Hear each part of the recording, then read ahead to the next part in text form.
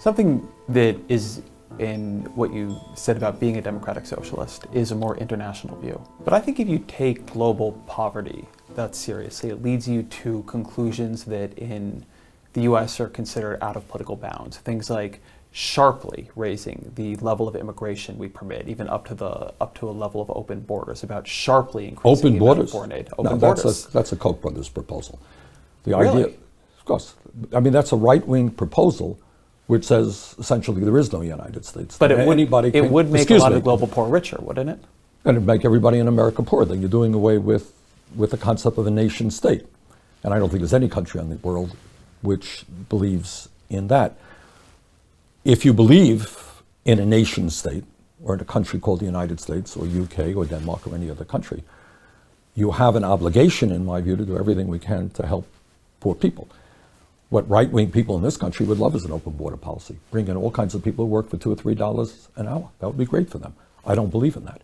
I think we have to raise wages in this country. I think we have to do everything that we can to create the millions of jobs. You know what youth unemployment in the United States of America today?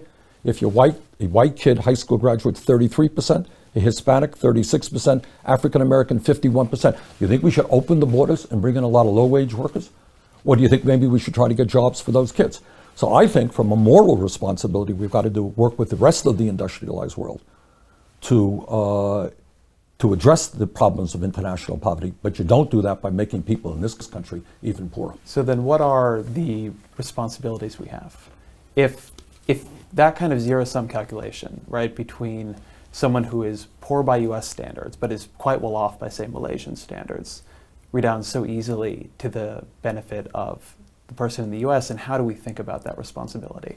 I guess I'm asking here I agree, you have a nation-state structure. You always are going to. The politics don't allow anything else. But I guess philosophically the question is, how do you weight it? How do you think about what the foreign aid budget would be? How do you think about poverty abroad? And I'll tell you why. Well, first of all, again, as a United States Senator from Vermont, my first obligation, frankly, is to make certain that kids in my state and kids all over this country have the ability to go to college, which is why I am supporting tuition-free public colleges and universities.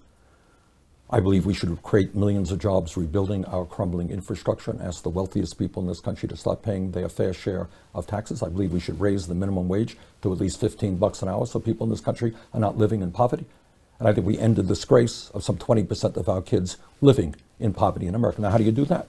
What you do that is understand there's been a huge redistribution of wealth in the last 30 years from the middle class to the top 1/10 of 1%. Now, the other thing that you understand globally is you have horrendous imbalance in terms of wealth in the world. As I mentioned earlier, the top 1% will own more than the bottom 99% in a year or so. That's absurd. And that takes you to programs like the IMF and so forth and so on. But I think what we need to be doing as a global economy is making sure that people in poor countries have decent paying jobs, have education, have health care, have nutrition for their people. That is a moral responsibility. But you don't do that, as some would suggest, by lowering the standard of American workers, which has already gone down very significantly.